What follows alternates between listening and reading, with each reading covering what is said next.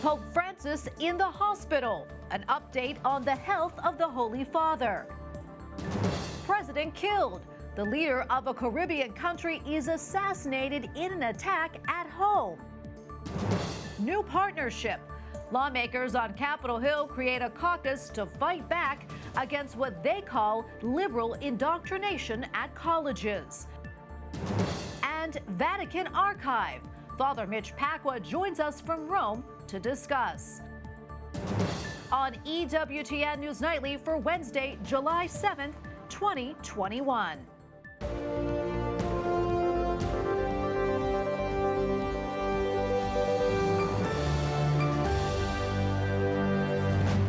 Thank you so much for being with us tonight. I'm Tracy Sable. The Vatican says the Pope's recovery from intestinal surgery continues to be satisfactory. It is the Holy Father's third morning in Rome's Gemelli Hospital following the planned operation. Vatican spokesman Matteo Bruni said the 84-year-old Pope was continuing to eat regularly following his surgery on Sunday to remove the left side of his colon. On Twitter, Pope Francis thanked everyone for prayers, writing, "I am touched by the many caring messages received in these days. I thank everyone for their closeness and prayer." Meantime, people in Rome are wishing Pope Francis well. Vorrei fare un augurio al Papa di prontissima guarigione. Buona giornata. And that visitor right there wished Pope Francis a speedy recovery. The Holy Father is recovering in the same hospital and in the same room where St. John Paul II stayed. Pope Francis is expected to remain in the hospital through the week. Well, Haiti's President Jovenel Moïse was assassinated last night. The attack took place in his private home. The gunmen are described as highly trained and coordinated. His wife was hospitalized from injuries. Both the White House and Haiti's interim prime minister are calling the assassination, quote, horrific. A Catholic priest has been abducted in Nigeria. Father Elijah was kidnapped a week ago. ACI Africa says the abduction likely was done by Boko Haram. It is the latest in a series of kidnappings in Nigeria that seem to target Christians. The European Commission is forecasting a huge economic rebound from the coronavirus pandemic. In the first months of the year, the resurgence of the pandemic and the need to new restrictions dampened economic activity by less than suggested. The EU Commission is predicting a growth rate of 4.8% this year, and the gross domestic product is expected to return to its pre-pandemic levels by the end of this year. President Biden yesterday made a push once again for more Americans to get vaccinated against COVID-19. This in light of the recent Delta variant that, according to the CDC, is now accounting for more than half of the current coronavirus cases here in the U.S. And joining us now to talk more about this is Dr. Bob Lahita, director of the Institute for Autoimmune and Rheumatic Diseases at St. Joseph Health. He is also professor of medicine at Rutgers and New York Medical College. Dr. Lahita, welcome back. Great to be with you again. So what can you tell us about this Delta variant? Is this strain more dangerous or more contagious? And should we be worried about it? Well, the Delta variant, Tracy, is just another mutation. We've had a lot of them, and they're all now with Greek letters. There's the new one, which is the Lambda variant out of Peru.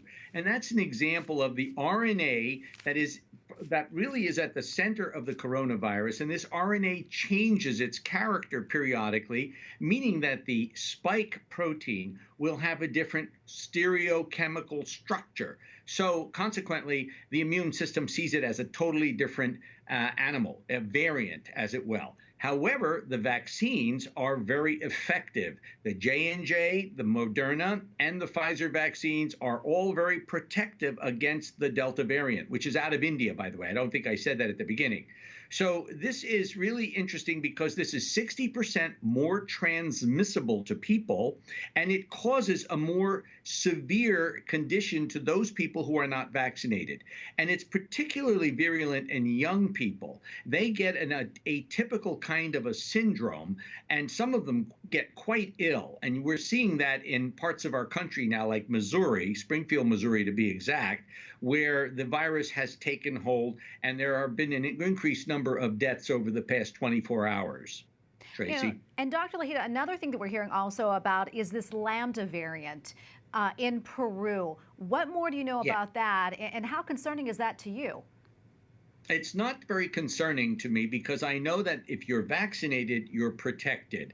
The Lambda variant, again, is just another mutation that occurs in the viral RNA, altering the structure of the spike protein. So we've not gotten big data on that yet. There's genomic analysis throughout the country, but it's not very prevalent in the United States. The Delta variant, on the other hand, is in every state. It's in all 50 states of the country. Now, for your viewers, let me just explain that if you have on your computer a paragraph and it makes a lot of sense and you understand it, and then all of a sudden you alter a couple of those words, that's a mutation. And that changes the whole meaning of the paragraph. It may make sense, it may not make sense. And that's what it does to the immune system. That's what a mutant does to the immune system. And that's when it changes its character. And of course, the immune system, for all intents and purposes, recognizes it. And your vaccine is extremely protective against most mutants. Now, I can't say that's 100% because we've got mutants coming down the pike, but that's what viruses do, Tracy. Well, Dr. Lahita, we have probably about a minute or so left. One thing I want to ask you about, and this recently came out just a few days ago, Singapore announced that it's going to start treating the COVID-19 cases really essentially like the flu. And they're going to stop counting all the cases. Do you think that this is something that we're going to see across the board eventually, that maybe all countries are going to end up treating COVID-19 like the seasonal flu?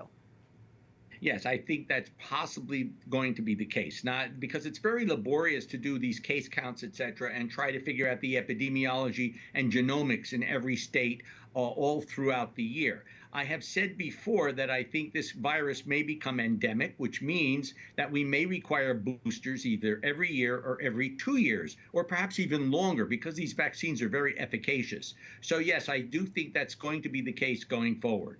All right. Well, Dr. Lahita, thank you so much for your time. So much more we could talk about, but we have to leave it right there. Thank you again. Thank you, Tracy.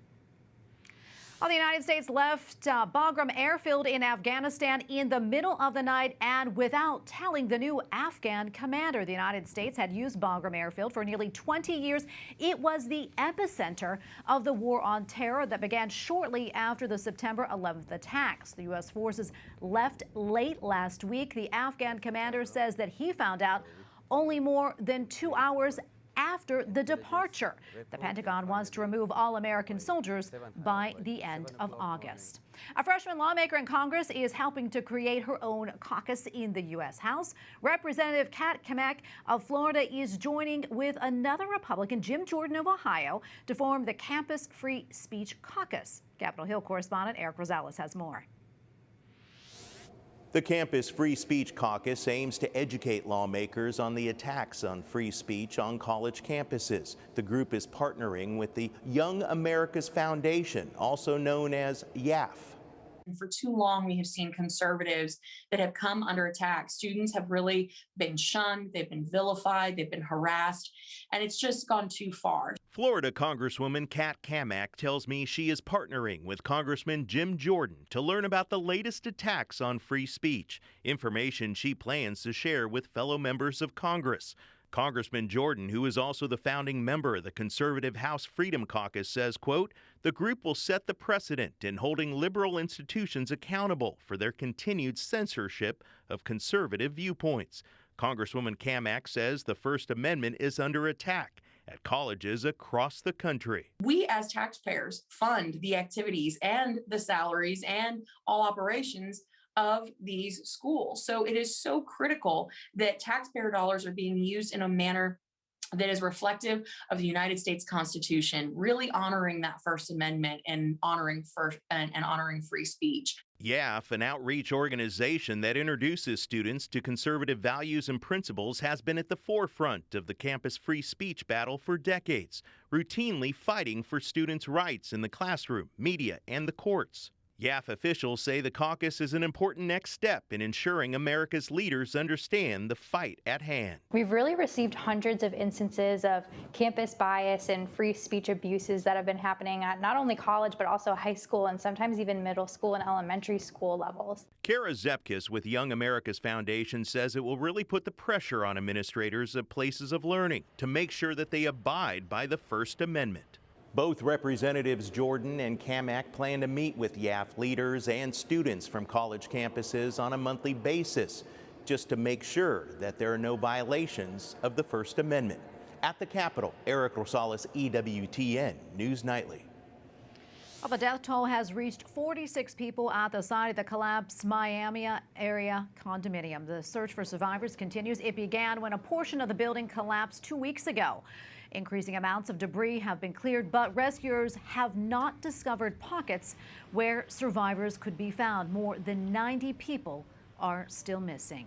A tropical storm Elsa made landfall at the Big Bend of Florida's west coast late this morning. Its winds clocked in at 65 miles per hour, spawning flash floods from sheets of heavy rain. The storm system is forecasted to remain inland as it tracks northeastward. Coming up, analysis of the race to be the next mayor of New York City. And Father Mitch Pacwa joins us from Rome.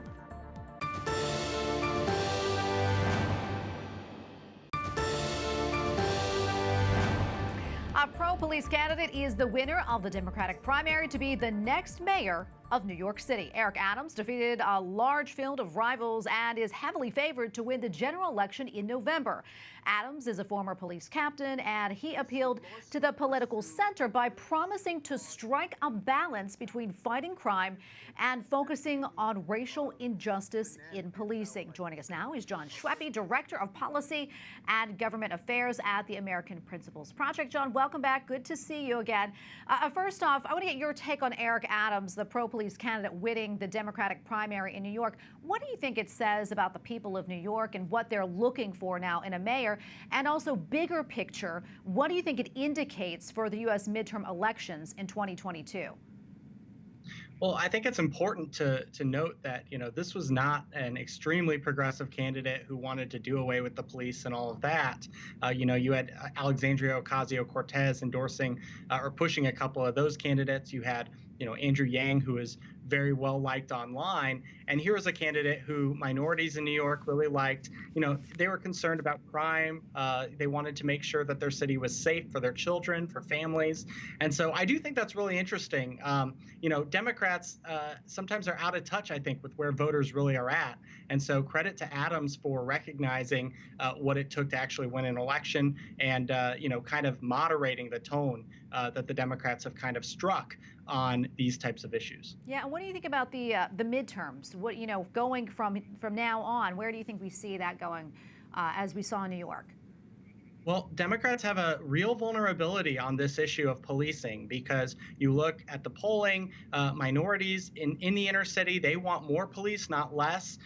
This is really being driven by a progressive elite that's really out of touch with what working families are actually going through. And so I think it's going to be a problem because those progressives don't really want to, lighten their rhetoric at all. And so Republicans would be wise to really focus on that issue and make it a big deal, especially in some of these swing districts, suburban districts, some of these areas where people are very concerned about rising crime. Yeah, Jon, I'm going to switch gears here. I know that you know this. Former President Donald Trump had a big announcement today. He filed a lawsuit against Google, Twitter, and Facebook, saying that the tech giants are censoring the American people. I want to get your take on this lawsuit, and ultimately, how do you think this will play out? Well, a lot of people are already trying to say it's a frivolous lawsuit, and that's just wrong. I've talked to a couple legal experts on this who have explained it to me, and it seems very legitimate. One of the things they're really going after is, were the tech giants colluding with Democrats to really impact the election and restrict the speech of Republicans and conservatives? I think that's an important thing because if they were, there are laws on the books that prevent that from happening. The other thing that's really important is that it's a class action lawsuit. So this isn't just about Donald Trump. He is kind of headlining it and bringing attention to it, but they're seeking to represent all conservatives, all activists, all religious people, anyone who's been censored by these giants. And I think that's really important. So we'll see where it goes. It's always a question with these lawsuits, but encouraging that it's happening and maybe it'll lead to some good. Yeah, and going to President Biden today, yesterday, he actually talked about the coronavirus, also said that he's going to be pushing a door-to-door campaign in order to increase COVID-19 vaccinations. What do you think of that strategy? A lot of people have been talking about it. And also, is this something that's been done before? No, this is actually, frankly, it's extremely Orwellian. No, this is not a good idea at all. I mean, if we're talking about trying to get people who are vaccine hesitant to take the vaccine, they're going to read news stories now about government task forces going door to door to try to force it on them. That's not going to help the problem at all. So I think it's really dangerous. And you also, anytime you hear of government funds going to something like this, it's going to be politicized as well. So this will end up being a get out the vote campaign, a voter registration drive. So it's not necessarily surprising, but it's an extremely political proposal, and unfortunately probably won't help get those vaccine rates up. All right, Jon, thank you so much for your insight. Always appreciate it. Jon Schweppe, Director of Policy and Government Affairs at the American Principles Project. Thank you. Well, the Diocese of Burlington, Vermont is reporting a record low number of priests. The problem is such that Bishop Christopher Coyne has just 50 diocesan priests for nearly 70 parishes. Due to the shortage, several parishes will not have a resident priest. And for more on this story, including reaction from the head of the diocese, visit our partners at CatholicNewsAgency.com. Up next, a major milestone for a former president and first lady. Add Father Mitch Pacwa on the Vatican's archive.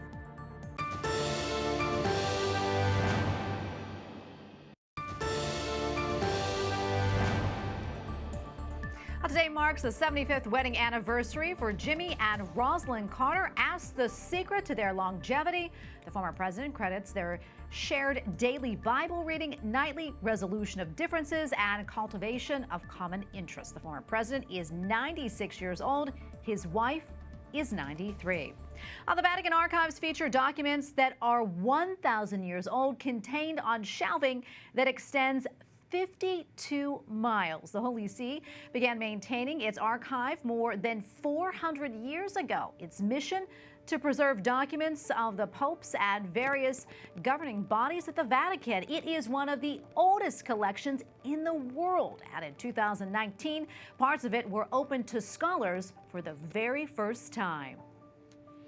Joining us now from Rome, a familiar face to EWTN viewers, we have Father Mitch Pacwa with us, host of EWTN's Scripture and Tradition. Father Mitch, welcome. So good to see you.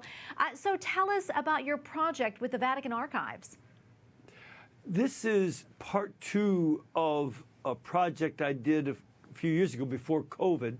That, of course, interrupted things. And I'd done the first one about the Vatican Library. But there is a second part of that apostolate, and that is the Vatican Archives, the Apostolic Archives. They used to be called the Vatican Secret Archives. But Pope Francis, I think, wisely changed it because everybody thinks it's about a big secret, and they forget about the archive part. The big deal is the archive. These are preserving ancient documents that go back through over 1,000 years. And they are just an amazing preservation project that they restore old documents, they categorize and catalog them, and keep them safe from various kinds of harm like insects or people misusing them. So this is a terrific project, and we're able to get into what they call the bunker, where so many documents are stored. I think it's something like 37 kilometers long of files or of bookshelves. If you walked along all the bookshelves, it'd be 37 kilometers. So this is quite a bit of material, and there's room for more. Yeah. So that's what we've been doing. That's incredible. Father Mitch, I want to go back to that. You mentioned the word secret. Tell us why Pope Francis decided to, essentially get rid of that word. What was the reasoning behind it?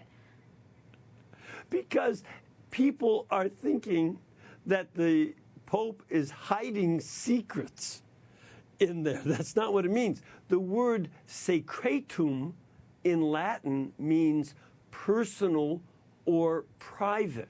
So it is private archives or personal archives of the popes. The only ones that are not open to the public at all, they're locked shut, are the recent files.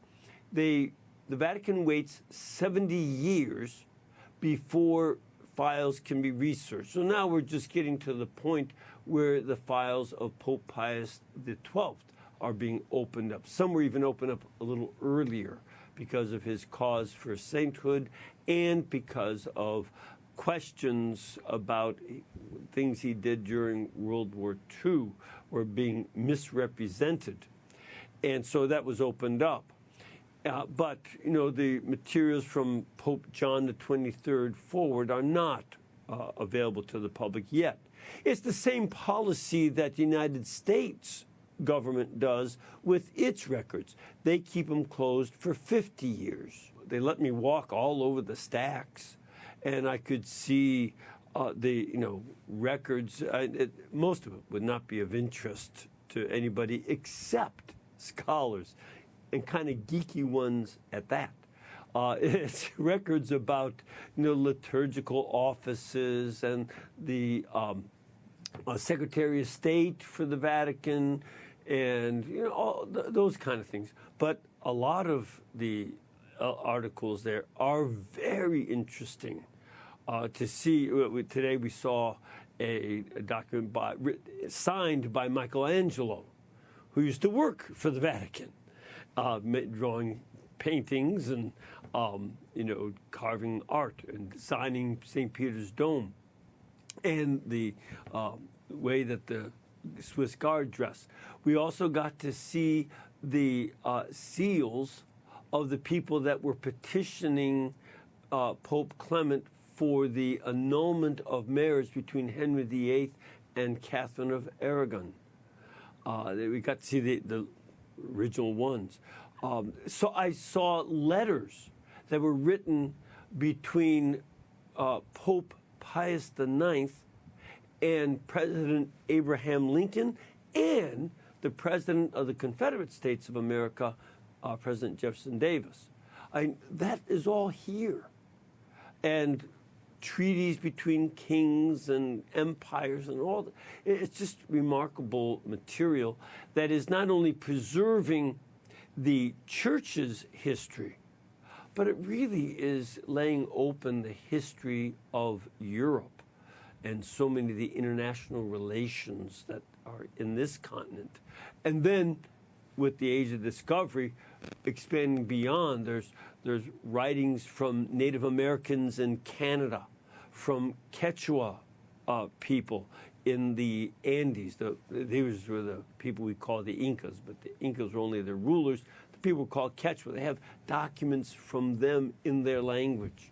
Oh, Father Mitch, this is remarkable. I mean, just hearing about this from you, and you get to see it in person, it really is inspiring, awe-inspiring indeed. We can't wait to see it when the project is complete. Thank you again for joining us. We really appreciate it. Father Mitch Pacwa, host of EWTN's Scripture and Tradition. Thank you again. God bless. Really so fascinating. And we thank you for watching tonight. For the entire EWTN News Nightly team, I'm Tracy Sable. Good night and God bless.